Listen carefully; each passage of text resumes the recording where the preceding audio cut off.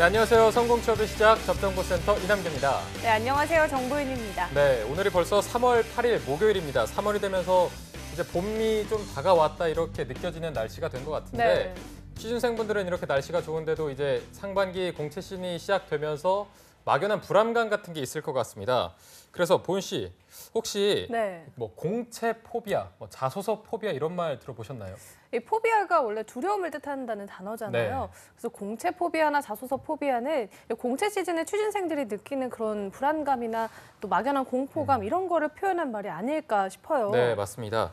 이게 포비아 증상이랑 말씀하신 것처럼 특정한 상황에 대해서 지나치게 두려워하고 불안해하는 불안 장애 중에 하나인데 자, 최근에 한 설문조사를 봤더니 구직자 10명 중에 6명이 이 공채 포비아를 겪은 적이 있다고 또 대답을 했습니다. 공채 포비아를 겪었군요. 절반 이상이 대답을 그렇게 한 건데 여기에 공채 포비아 증상으로 이력서나 자소서 쓰는 게 부담이 된다는 의견이 가장 많았고 가장 두려움을 느끼는 채용 절차는 취준생의 절반이 너무 공감이 됩니다. 면접 전형이라고 또 대답을 했다고 합니다. 정말 너무 공감돼요. 저도 면접 앞두고는 정말 포비아라고 불릴 정도로 진짜 불안감이 엄청나거든요. 진짜. 그만큼 이 취업난이 참 어려운데 이 취준생들이 받게 되는 이 심적인 무게가 얼마나 무거운지 이 공채 포비아나 자소서 포비아란 이런 단어 속에 들어있는 것 같습니다. 그렇지만 이 잡정보센터를 보시는 취준생 여러분 모두가 합격의 영광을 누리는 그날까지 저희가 함께하겠습니다. 네, 오늘도 뭐 이 공채 포비아쯤은 한 방에 날려버릴 수 있도록 저희 잡정보센터가 열심히 달려보낼 테니까요. 지금부터 바로 출발해 보도록 하겠습니다.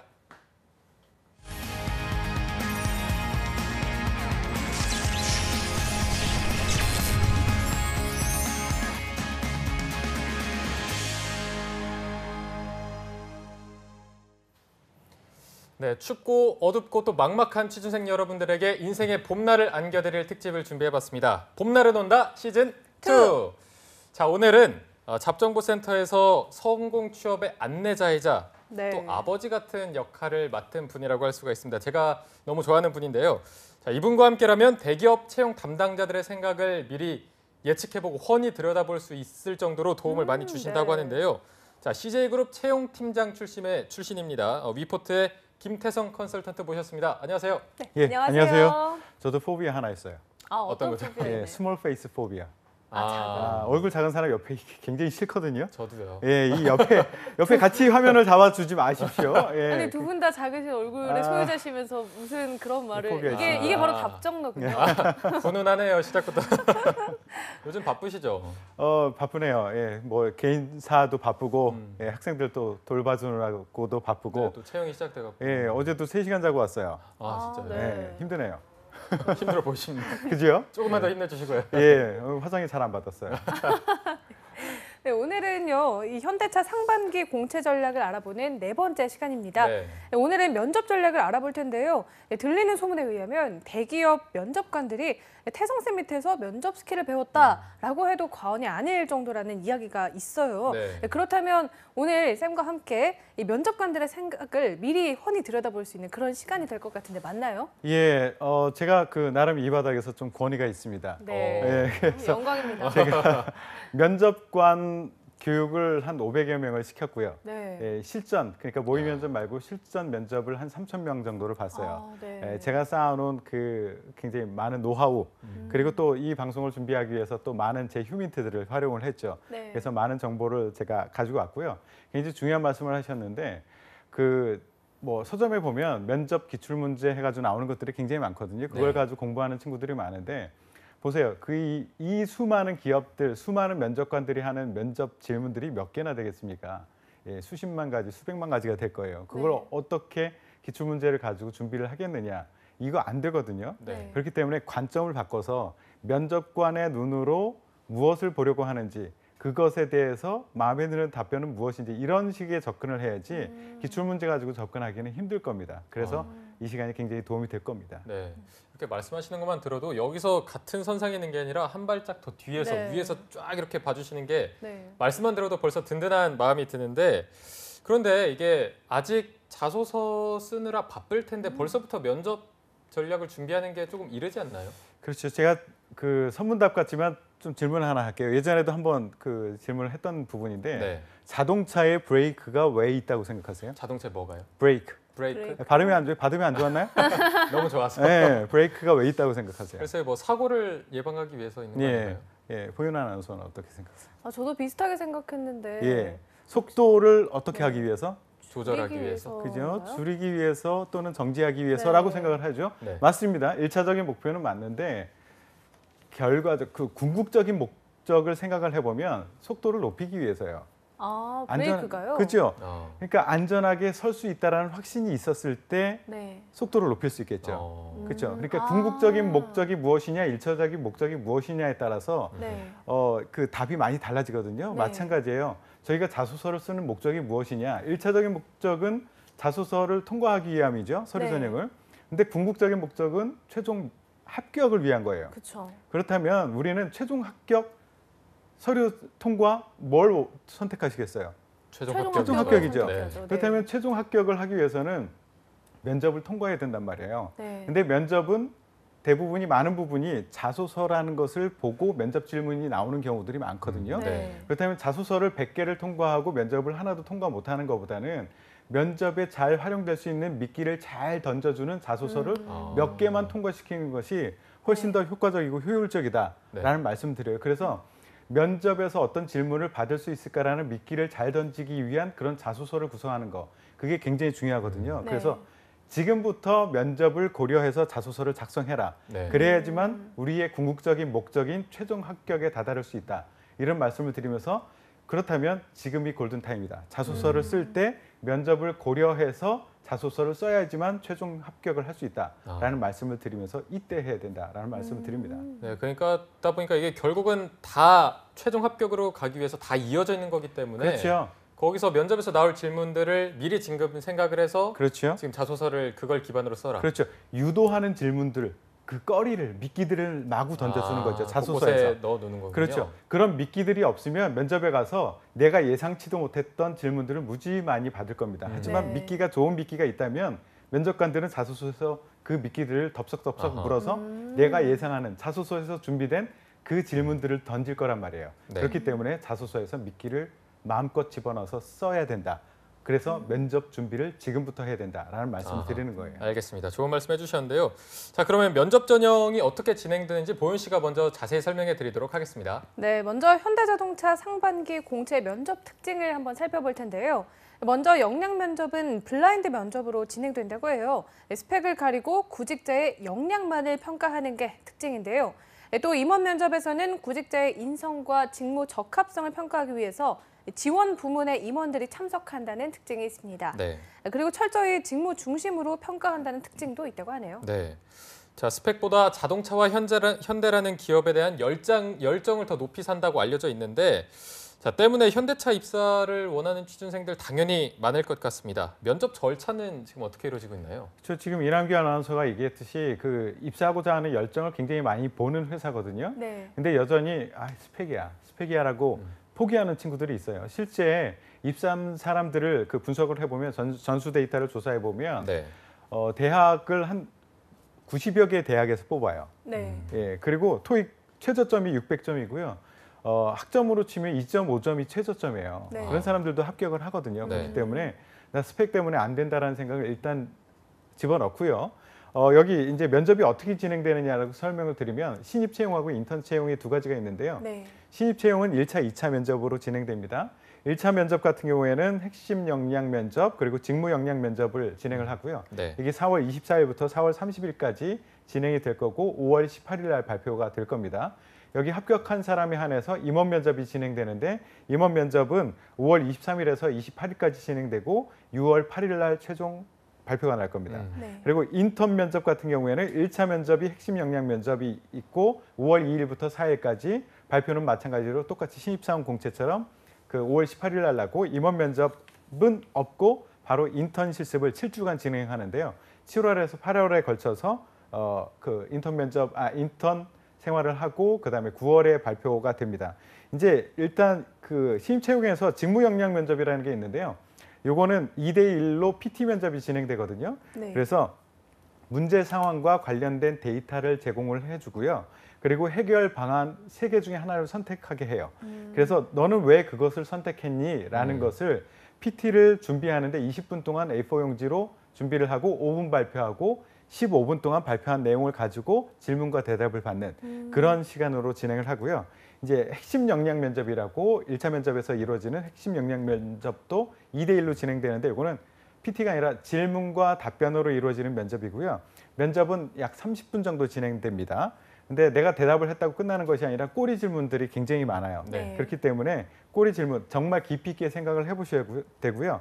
여기서는 이제 보통 나오는 질문들이 어떤 자동차에 관심이 있느냐, 남과 다른 시도를 한 게 무엇이 있느냐, 뭐 이런 류의 일반적인 질문들이 보통은 이루어지고요. 거기에 플러스 이제 이공계 지원자들한테는 조금 더 구체적인 그 전공과 관련된 질문들이 함께 이루어집니다. 네. 그리고 임원 면접에서 이제 직무 적합성 평가를 하게 되는데요. 이거는 이제 다대다 평가를 하게 됩니다. 다대다 면접을 하는데 여기서 이제 자소서 중심의 질문들이 굉장히 많이 나와요. 네. 그래서 자소서를 굉장히 꼼꼼히 읽고 가야 되고요. 여기는 이제 직무와 관련된 것, 사회 이슈나 시장에 관련된 것 모두 다 종합적으로 질문이 될 겁니다. 네, 현대차는 이렇게 신입과 인턴 지금 나눠서 뽑고 있는데 그렇다면 이 합격을 부르는 면접 전략은 이 우리 취준생들이 어떻게 준비하면 좋을까요? 제가 한 6가지 정도를 말씀드리고 싶어요. 일단 현대자동차의 특징은요. 자동차에 미쳐 있어야 돼요. 열정. 예, 내가 자동차에 미쳐 있다라는 네. 그런 열정을 보여주셔야 되고요. 두 번째는 현대자동차의 채용의 특징 중에 하나, 굉장히 직무 중심적인 채용을 합니다. 네. 그래서 직무에 대한 깊이 있는 이해, 그리고 이해로 끝나는 것이 아니라 지원자가 여기서 어떤 역할을 할 수 있겠느냐, 이 직무에서 어떤 역할을 할 수 있겠느냐, 이거 연결시켜주는 것이 굉장히 중요하고요. 세 번째는 이거는 다른 회사도 마찬가지지만 내가 뽑혀야 됩니다라는 얘기를 아니면 나는 소통의 능력이 있습니다, 창의적입니다라는 얘기를 경험을 통해서 얘기를 해줘야 돼요. 네. 네. 경험이 아니면 믿지를 않습니다. 그래서 경험으로서 경험 근거로 나를 설명을 해서 믿게 만들어야 된다라는 말씀을 드리고요. 네 번째는 말하는 그 기술이에요. 두괄식으로. 그리고 스타를 이용해서 얘기를 해라. 스타는 뒤에서 설명드릴게요. 네. 그리고 다섯 번째는 외워서 하지 마세요. 제발. 예, 절대 외워서 하지 마시고요. 여섯 번째는 솔직하게, 거짓말하지 말고 솔직하게 말해라. 요 6가지 말씀을 드립니다. 네. 면접 합격 전략 6가지를 태성 쌤께서 짚어주셨는데 하나하나씩 자세히 짚어보도록 하겠습니다. 자, 첫 번째가 자동차에 미쳐 있음을 보여라 이건데 이게 보여주는 게 쉽지 않아서 네. 정말 제가 돈이 많으면 현대차를 다 살 텐데 그렇죠. 그게 불가능하죠. 예. 그러면 이거 어떤 식으로 좀 보여줘야 될까요? 예, 살 만큼 있지 않아요? 없습니다. 그래요? 슬퍼지게 왜 그러세요? 이게 열정이 있다, 현대차에 미쳐 있다라는 얘기, 현대차뿐만 아니라 자동차에 미쳐 있다는 얘기를 어떻게 얘기하면 좋을까? 밸런스를 좀 맞춰주셔야 돼요. 네. 경험적인 측면하고 이론적인 측면을 같이 얘기를 해줘야 돼요. 둘 중에 하나가 비면은 또 다른 공격이 들어올 겁니다. 네. 일단 경험적인 측면은 지금부터라도 할 수 있거든요. 네. 그러니까 평상시에 지나는 차를 유심히 보세요. 어떤 친구들은 소리만 들어도 어떤 차인지 아는 친구들이 있어요. 아, 정말요? 그만큼 관심이 있다는 거죠. 네. 그리고 그 차에 타더라도 운전도 해보고 옆좌석에도 타보고 뒷좌석에도 타보고 각각의 느낌에 대해서 소비자 관점에서 한번 아쉬운 점, 좋은 점 이런 것들을 한번 적어보는 거예요.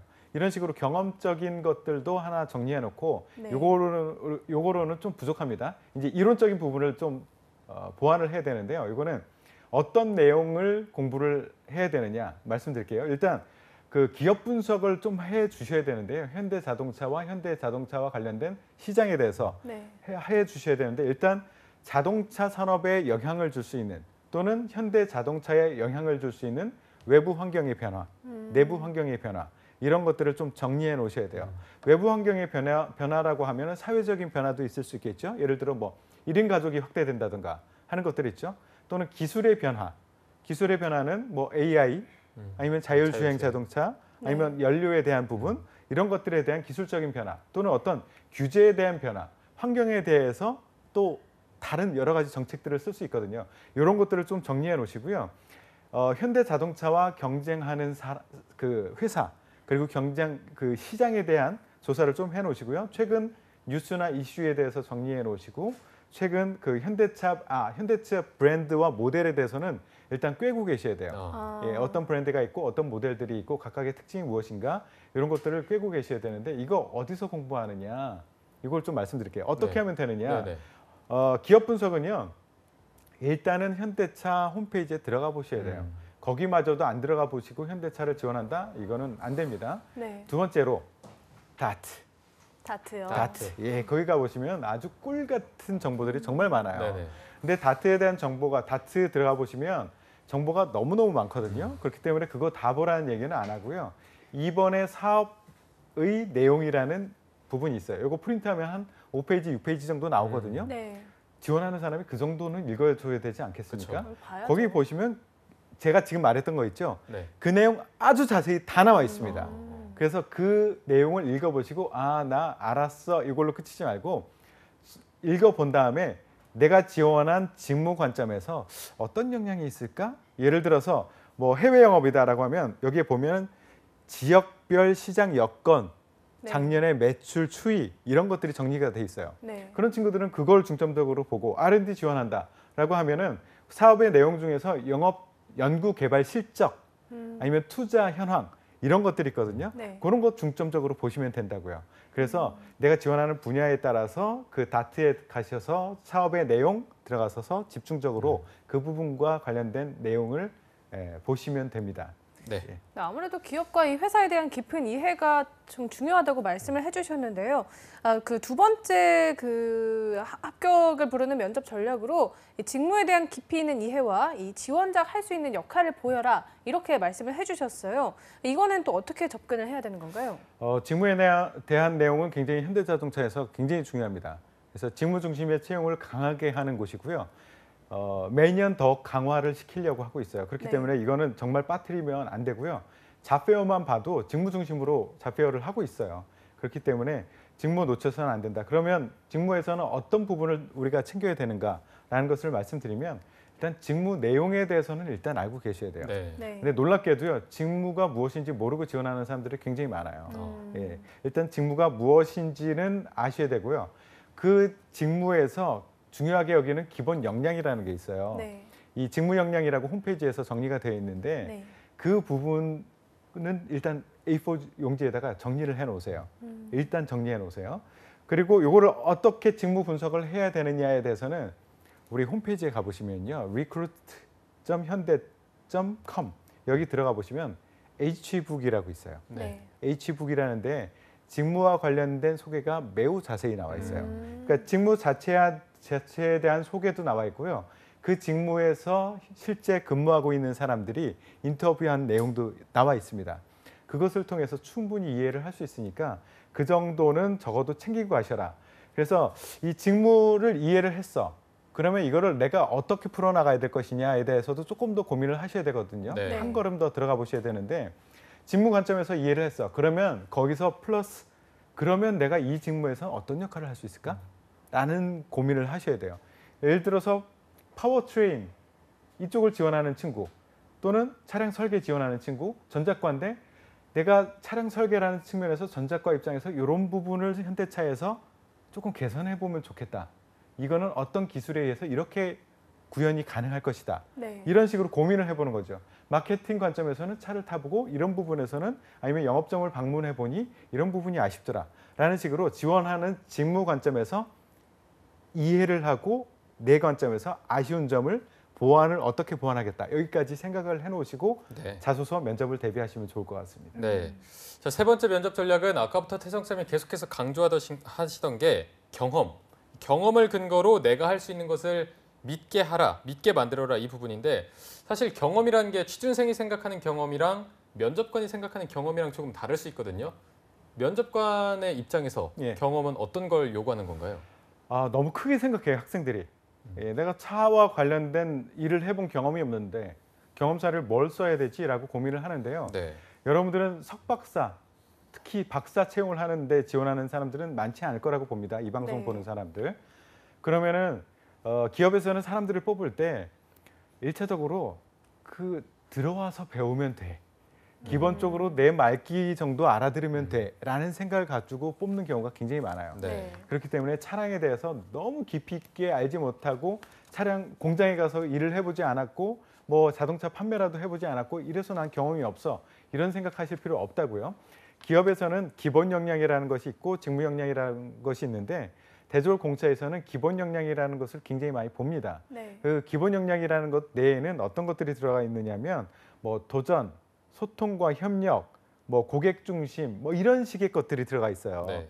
그렇기 때문에 내가 소통과 협업을 잘할 수 있다는 것은 꼭 자동차 공장에서 보여주지 않아도 되잖아요. 다른 활동, 다른 경험에서 내가 소통과 협력을 잘했다는 것, 이것을 충분히 보여줄 수 있거든요. 그렇기 때문에 너무 큰 부담을 갖지 말고 내 일상생활 중에 학교 프로젝트 하면서 해봤던 이런 기본 역량과 관련된 경험을 연결시켜주면은 괜찮습니다. 네. 기업에서는 여러분들한테 큰 기대하지 않습니다. 네. 저 아까 그 면접 전략을 쭉 설명해 주시면서 되게 궁금했던 게 두 가지식으로 말하고 스타 이야기를 풀어라라고 네. 했는데 그 스타가 굉장히 궁금했거든요. 그렇죠. 이번에 그걸 한번 소개해 주시죠. 예, 일단 두 가지식으로 말하는 것은 기업에 와서도 훈련을 많이 받죠. 네. 기업에서는 면접관들이 면접에 들어왔을 때 굉장히 피곤한 상태예요. 왜냐하면 앞에 했던 얘기나 뒤에 했던 얘기나 뒤에 올 사람의 얘기나 거의 똑같아요. 예, 아주 피곤해요. 그리고 네. 하루에 뭐 10명 이상을 면접을 하는데 네. 저도 초기 면접관 때, 초보 면접관 때는 집에 가서 정장도 못 벗고 그냥 쓰러져서 잤어요. 너무 피곤해요. 네. 그런데 이 피곤한 사람들을 대상으로 앞에 배경 쫙 설명하고 내가 듣고 싶은 내용은 아직 안 나와서 신경 써가지고 계속 들어줄 거라고 기대하지 마십시오. 일단 앞에서 딱 질러야지만 얘가 무슨 얘기를 하려고 하는구나라고 생각하고 그걸 들으려고 노력을 해요. 그렇지 않고 앞에 주절주절 배경을 깔아놓으면 무슨 얘기를 하는지 모르고 중간에 됐습니다 하고 다른 얘기를 또 질문합니다. 네. 그러면 결국은 앞에 막 배경 깔아놓고 뒤에 중요한 얘기를 하려고 했는데 정작 하려고 하는 얘기 못하고 잘릴 경우가 많거든요. 억울할 거예요, 여러분들. 그렇기 때문에 두 가지식으로 해라. 하나 말씀드리고 스타는 네. 뭐냐면 스타, S는 situation, 그다음에 task, action, result. 요 순으로 요 구조로 말을 하면 면접관들은 잘 알아듣습니다. 네. 그러니까 말을 아나운서처럼 여러분 이 두 분처럼 잘하는 것이 중요한 것이 아니라 네. 기업 면접에서는 이 구조대로 원하는 것을 얘기하는가 이게 굉장히 중요하거든요. 이게 제가 면접관의 관점으로 보는 것이 굉장히 중요하다라고 얘기했던 이유 중에 하나예요. 뭐냐면 면접관을 제가 교육시켰을 때 네. 뭐를 얘기했느냐? 여러분들은 질문을 할 때 제일 처음에 화두를 던져라. 리드 퀘스천을 던져라. 그러면 두 가지식으로 답을 하면 되겠죠. 그다음에 면접관들은 어떤 구조로 질문을 하느냐면 BAR 형태로 질문을 해라라고 제가 교육을 시켰습니다. 네. BAR이 뭐냐? 뭔가요? B는 백그라운드를 물어봐라. 아, 예, 뭐 함께 일을 하면서 서로 팀워크를 이루기 위해서 노력했던 그런 경험 기억나는 거 있으면 얘기해 보시겠어요? 리드 퀘스천을 던졌죠. 네. 그랬을 때 이러이러한 공모전에서 일을 해본 적이 있었습니다. 그래요? 이제 백그라운드를 물어라 그거죠. 그때 상황은 어땠는지, 프리라이더는 있지 않았는지 이런 것들을 주변 상황을 쫙 물으라는 거예요. 네. 그러면 지원자들은 시츄에이션과 태스크 정도를 얘기해 주면 되겠죠. 네. 또 면접관은 BAR 중에서 액션을 물어라. 액션 대답하면 되잖아요. 리절트를 물어라. 리절트 대답하면 되잖아요. 그러니까 면접관이 질문하려고 하는 구조 그리고 머릿속에 정리하려고 하는 그 구조대로 답변을 해주면 맞춰야겠네요. 쏙 들어간다고요. 네네. 대답이. 그렇네요. 예, 그렇기 때문에 면접관들은 BAR로 물어보니 여러분들은 스타로 대답하면 대답이 쏙쏙 들어갈 겁니다. 네, 또 좋게 좋은 말씀 해주셨습니다. 뭐 시츄에이션, 태스크, 액션, 리절트에 맞춰서 면접관들이 원하는 바에 그대로 대답해주면 얼마나 예쁘게 들릴까요, 그 말이? 예쁘지요. 네. 굉장히 예쁩니다. 네. 예. 그렇게 정리하셔서 말씀하시는 거 연습하면 굉장히 도움이 될 것 같고요. 자, 5번째 면접 전략은 외워서 말하지 마라. 이 부분은 저희도 너무 공감이 가는 것 같아요. 맞아요. 외워서 말하면 티가 날 수밖에 네, 없으니까. 눈빛부터 달라지니까 네, 맞아요. 그 부분을 말씀하시는 것 같은데 어떤 얘기인가요? 예, 면접할 때 외워서 얘기하면 면접관들한테 굉장히 좋은 영향을 줍니다. 어떤 좋은 좋은 영향을 주는 영향이요? 건가요? 면접관에게 네. 휴식의 시간을 줍니다. 안 안 듣게 듣겠다. 예, 안 듣습니다. 예, 면접관에게는 휴식에 좋은 시간을 주는 거고 여러분들은 떨어지게 되는 거죠. 그러니까 진실성을 발견하기가 어렵습니다. 외우게 아이고. 되면 면접관들 여러분들 얘기 안 들으니까 네. 굳이 외워서 하지 마십시오. 네. 그 사실 근데 그 지원자 입장에서는 예. 외워야 될 것 같기도 그렇죠. 하잖아요, 사실. 예, 뭐 외운다고 다 외워지나? 그건 안 또 외워지거든요. 아니죠. 예, 무슨 문제가 나올지 모르는데. 예, 특히 1분 자기소개할 때 여러분들 1분 자기소개할 때 1분 자기소개가 면접의 합격을 좌우한다. 이렇게 착각하는 사람들이 굉장히 많거든요. 그래서 엄청 외워서 와요. 그것도 외워서 와서 이렇게 대답을 1분 자기소개해 보세요라고 하면 얘기를 해요. 분명히 한 번 만에 끝내오는 사람들은 많지 않습니다. 중간에 까먹고. 얼굴 빨개지면서 중간에 중단돼요. 그럼 저는 편안하게 하세요. 편안하게 다시 한번 해보시겠어요? 라고 하면 또 해요. 또 시도해. 그럼 두 번째 막 틀려. 그러면서 이제 포기합니다. 합격을 좌우하는데 나는 글렀구나 라고 생각을 하고 이제 포기를 하고 얼굴 빨개지고 귀 빨개지고 다시 세 번째 뭐 네 번째 돼서 이제 완성을 해서 대답을 하는데 제 입장에서 들어보면 조사 한두 개 틀리거든요. 그랬는데 그걸 완벽하게 외워서 하려고 그렇게 노력을 하더라고요. 그러지 마세요. 어차피 여러분들 외우지도 못할 거고요. 외웠다 하더라도 면접관이 노려보는 상황에서 그대로 전달 못합니다. 그렇기 때문에 외워서 하지 마십시오. 득도 분명히 있습니다. 그렇지만 실이 훨씬 많아요. 굳이 외우지 마십시오. 저도 예전에 면접 갔을 때 그렇게 자기소개를 외워갔더니 예. 저는 뭐 틀리진 않고 한 번에 끝냈었거든요. 그래요? 그랬더니 외운 거 말고 예. 다시 해봐라, 새로운 걸로 해봐라 예. 이렇게 해서 되게 당황스러웠던 기억이 잘 나거든요. 외웠다고 자랑한 거죠? 아니요. 예. 아마 외운 티가 굉장히 났기 때문에 예. 다시 시키신 거겠죠. 예. 그거랑 약간 일맥상통한 것 같은데 마지막으로 꼽아주신 면접 전략이 솔직하게 말하라 이거였어요. 실제로 한 설문조사를 보니까 인사 담당자의 70% 넘는 사람들이 이 취준생의 거짓말을 들어봤다는 그런 결과도 나와 있는데요. 실제로 취준생들이 가장 많이 하는 거짓말은 뭔가요? 예, 많이 하는 거짓말들이 있죠. 예, 그 보윤 아나운서는 제가 면접관이라고 생각하고 예, 저희 연합뉴스 TV 말고 다른 데 어디 지원하셨습니까? 지금요? 예, 사장님 보고 계십니다. 네. 됐습니다. 저 정말 솔직하게 못하게 그죠? 예. 방송에 나갔네요. 대부분 뭐 여기만 지원했다고 하는 친구들이 있어요. 그 누가 믿습니까? 안 믿죠. 안 믿는데 그 거짓말을 하고 있어요. 네. 그죠? 예, 여기만 지원했다라는 거짓말, 이 회사에 언제까지 근무하실 겁니까? 뼈를 묻겠습니다라는 거짓말. 이런 것들 절대 안 믿으니까요. 조금 더 솔직하게 말하는 것이 좋고요. 자동차에 지원했던 친구 중에서 하나는 이런 친구도 있었어요. 자기가 그 중고차 거래를 좀 했었대요, 학생 때. 그래서 처음에는 친구 차를 중고차를 거래해 주는 걸 제가 도와줬더니 너무 만족스러워해서 이거를 내가 한번 업으로 해볼까? 아르바이트를 해볼까 해서 가양동에 가서 중고차 거래를 도와줬다는 거죠. 아르바이트를 했대요. 한 1년 했대요. 그런데 1년 하고 나서 그 기존 직원들보다도 훨씬 더 좋은 성과를 내서 굉장히 칭찬을 받았다라고 얘기를 하더라고요. 그래서 제가 물었죠. 어떤 면을 강조를 했느냐, 차를 사러 오는 사람들에 따라서 어떻게 전략을 가지고 접근을 했느냐라고 했더니만 그게 별로 안 보이더라고요.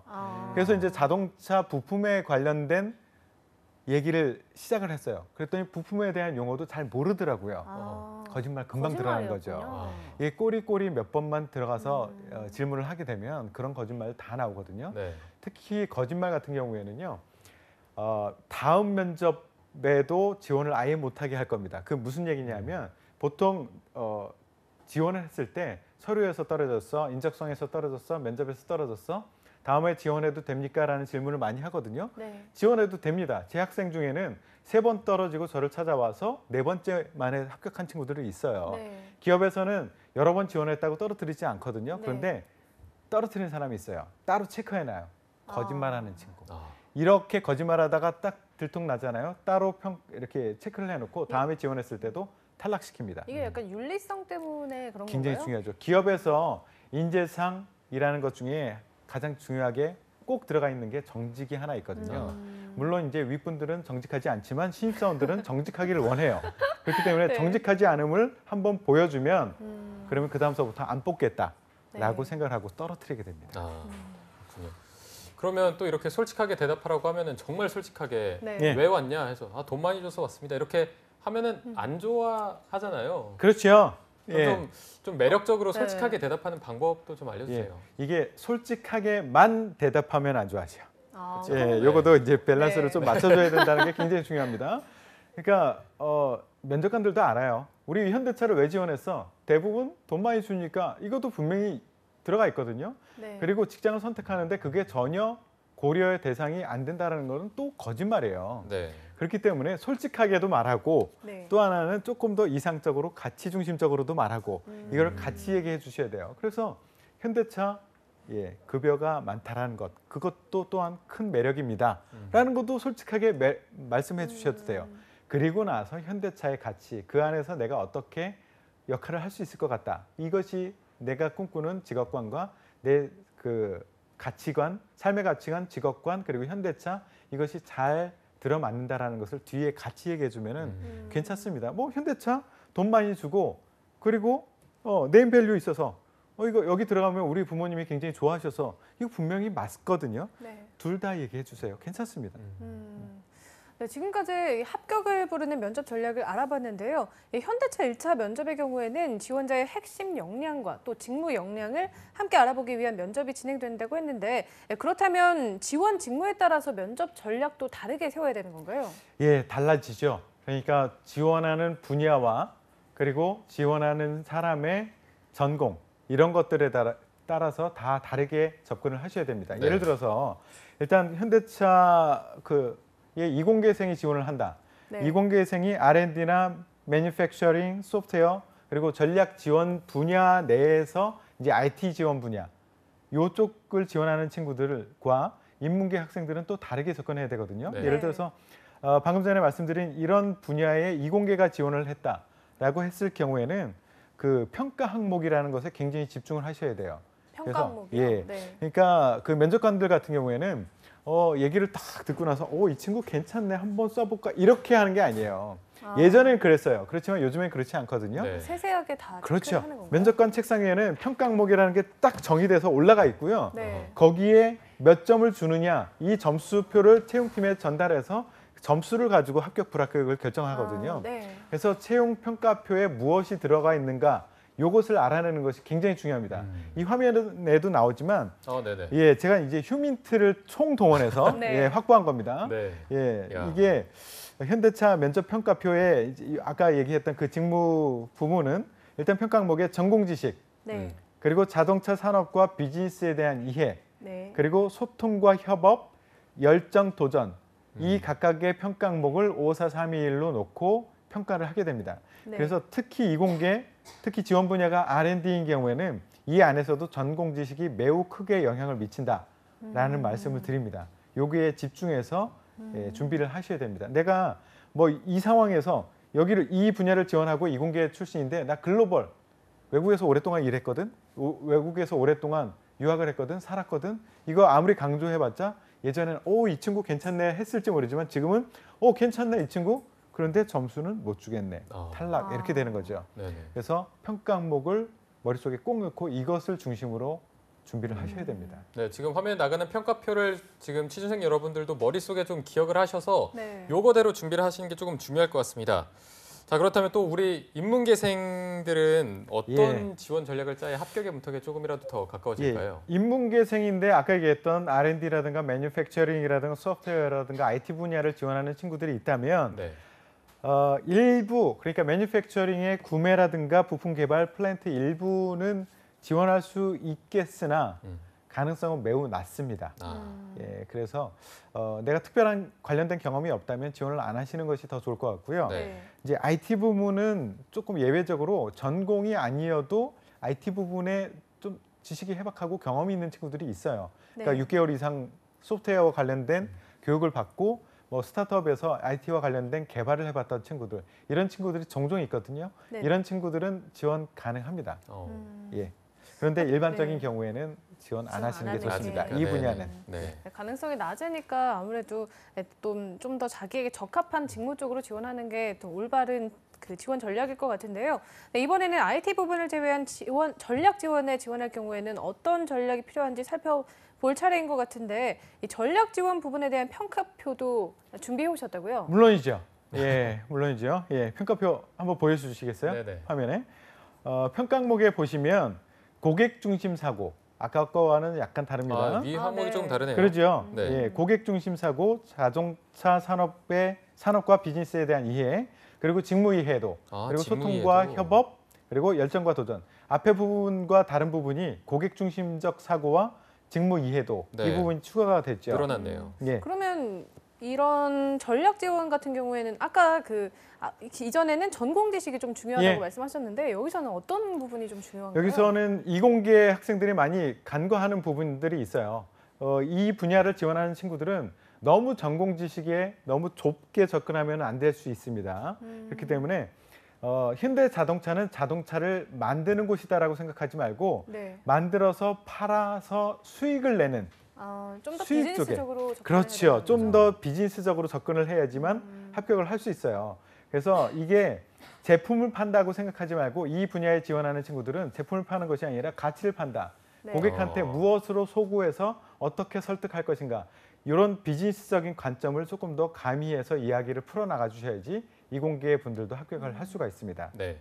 자, 이게 전략 지원 부분 같은 경우에는 인문계생들이 지원하는 직무가 많기 때문에 전략을 조금 어떻게 짜느냐에 따라서 이게 합격 유불리가 많이 달라질 것 같습니다. 네. 전략을 좀 어떻게 짜야 높은 점수를 받을까요? 인문계생 같은 경우에는 상대적으로 또 그 기계적인 기술적인 부분에 약해요. 네네. 네. 그렇기 때문에 한 5페이지짜리만 다운받아도 돼요. 자동차와 관련된 시장과 관련된 아까 얘기했던 다트 같은 것도 괜찮고요. 동향이나 이런 거. 예, 그리고 부품에 대한 아주 세세한 거 기계공학과처럼 공부하라는 얘기가 아닙니다. 적어도 면접관들이 하는 이야기 정도는 단어 정도는 이해할 수 있어야 되거든요. 그 정도. 그러니까 기본적으로 이 인문계 쪽은 시장에 대한 비즈니스에 대한 감각은 조금 더 상대적으로 있어요. 네네. 그렇기 때문에 조금 더 보완해서 이 친구들은 좀 기계적인 부분에 기본적인 말귀라도 알아들을 정도의 그 정도는 공부하고 와라. 이런 조언을 드립니다. 네. 그럼 아무래도 그러면 선생님이 말씀하신 것을 종합해서 보면 이공계 지원자들은 이 평가 항목 중에서 그 고객 중심 사고에 조금 더 포인트를 두고 그렇죠. 또 인문계 학생들은 뭐 자동차 산업이나 아니면 직무 이해도 이쪽에 좀 포인트를 맞춰서 준비하면 조금 더 효율적인 면접 전략이 되지 않을까 그렇게 생각이 드는데 그렇죠. 이렇게 이해하면 맞을까요? 아, 이해도가 굉장히 빠르네요. 예, 감사합니다. 제가 원래는 이 다음에 그 신의 한 수를 부탁합니다. 이런 그게 있는데 그 얘기하려고 그랬어요. 아 정말요? 딱 그거예요. 정보윤 아나운서가 신의 한 수를 제가 네. 말씀드리려고 했던 걸 대신 말씀 제가 대신 예, 말씀. 하셨네요. 예. 아주 똑똑한데요. 현대자동차 지원해 보시겠어요? 근데 서류 접수 기간이 얼마 안 예, 남아가지고. 그렇죠. 제가 도와드릴게요. 뭐죠 분위기가 이게?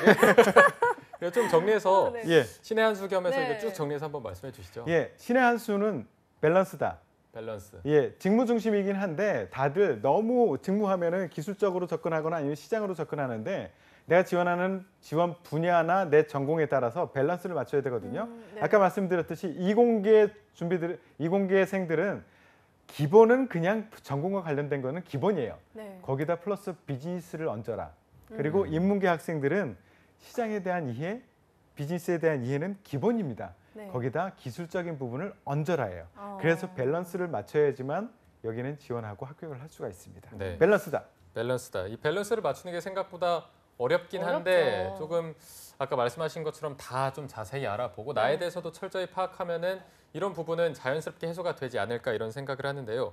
사실 아까 태성 쌤께서 말씀하신 것 중에 면접을 위해서 자기소개서부터 이게 기초를 튼튼하게 만들어 놔야 이게 면접까지 이어지고 결국에는 최종 합격까지 이어질 텐데 네. 그렇죠. 그 미끼를 잘 뿌려 놓을 때 좀 어떤 식으로 뿌려 놔야 면접관들이 이걸 물까요? 그렇죠. 덥석대고 물 것 같지는 않아요. 그렇죠. 네.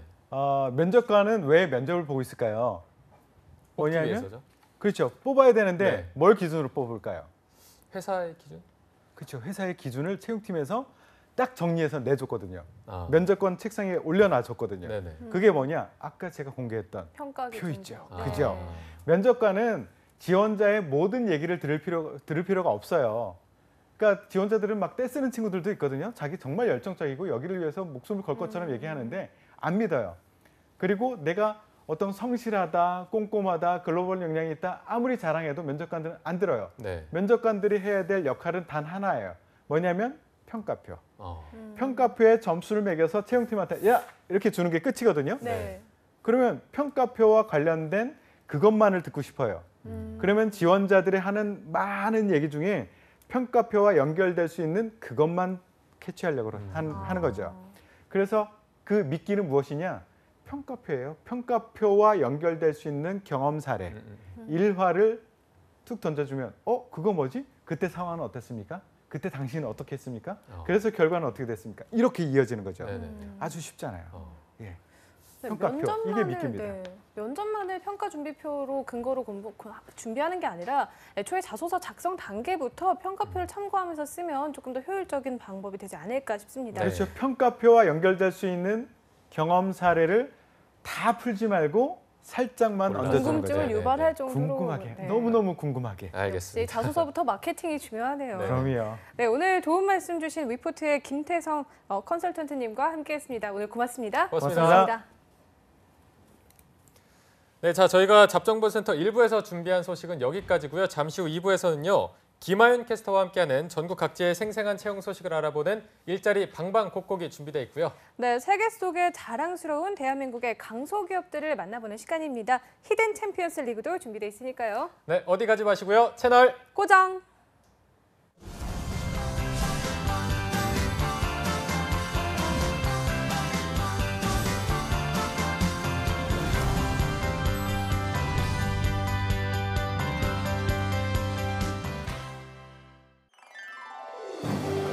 한국 직업 방송을 보면 취업이 보입니다.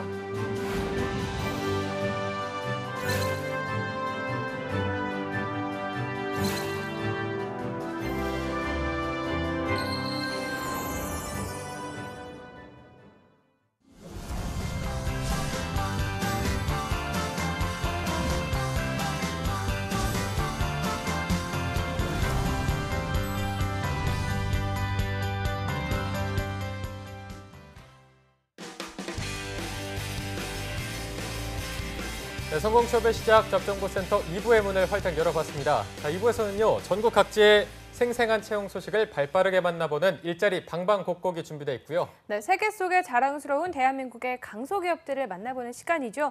히든 챔피언스 리그도 준비되어 있습니다. 먼저 일자리 방방곡곡부터 만나보시죠.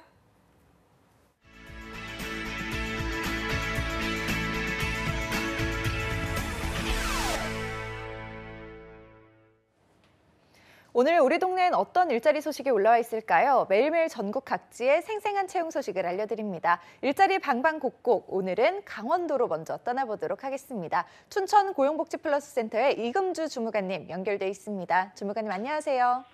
네, 안녕하세요. 춘천 고용복지플러스센터 이금주입니다. 네, 오늘 준비된 소식 알려주시죠.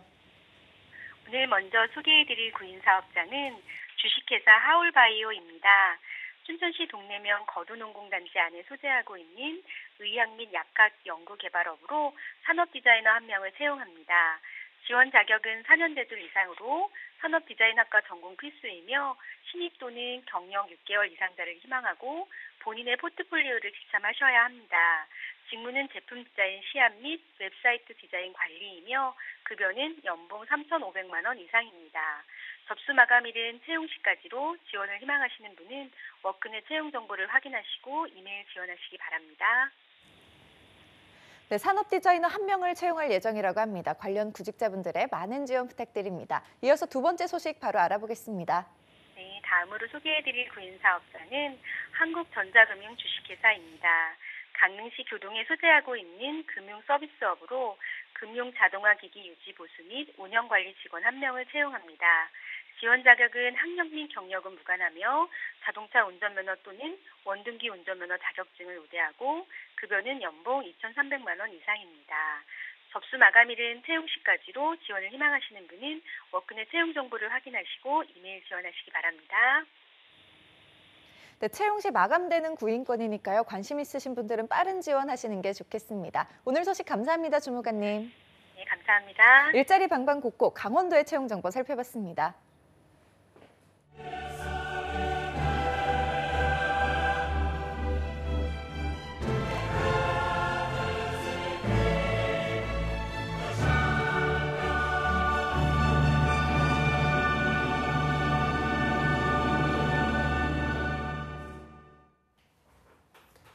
네, 해외에서 더 유명하고 대기업보다 더 높은 성장률을 가진 회사와 내가 또 함께 커나갈 수 있는 기회가 있습니다. 강소기업들의 채용 정보를 알아보는 히든 챔피언스 리그 시간입니다.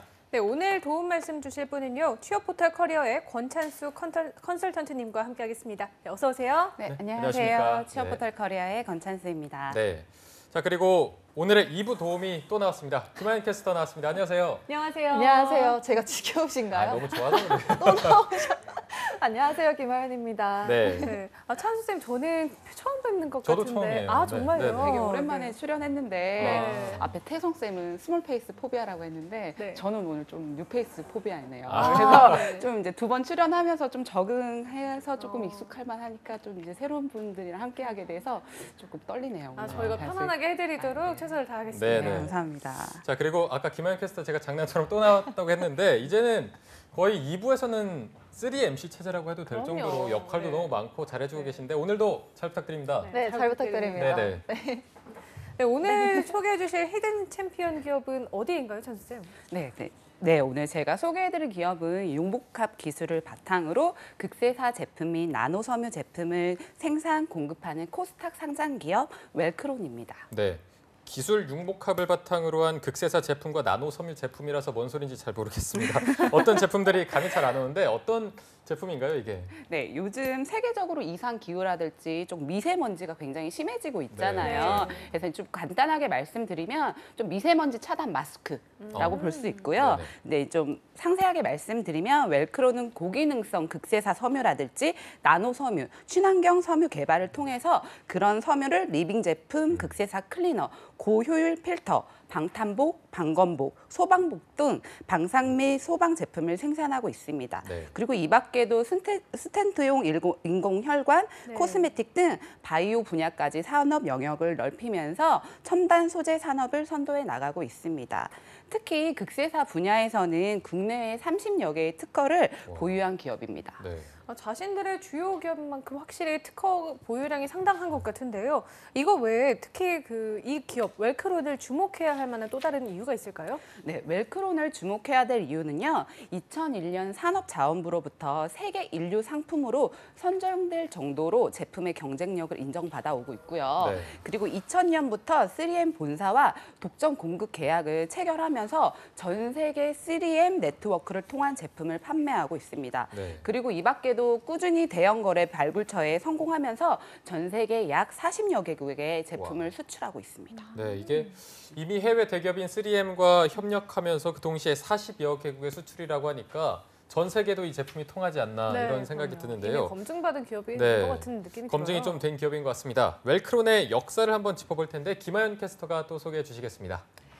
네, 전 세계적으로 쭉쭉 영향력을 넓혀 나가고 있는 웰크론 기업에 대해 저와 함께 살펴보도록 하겠습니다. 주식회사 웰크론은요, 1992년 응성 코퍼레이션으로 발돋움을 하게 됩니다. 2000년에는 아까 찬주쌤이 말씀해 주셨다시피 이제 해외 대기업 3M과 독점 공급 계약을 체결하게 되고요. 네. 다음 해인 2001년에는 과학기술부 장관상 표창과 함께 세계 인류 상품으로 웰크론의 제품인 극세사 클리너가 선정됩니다. 네. 2003년에는 코스닥 상장이 되고 2007년에는 지금의 상호명인 주식회사 웰크론으로 상호명을 변경합니다.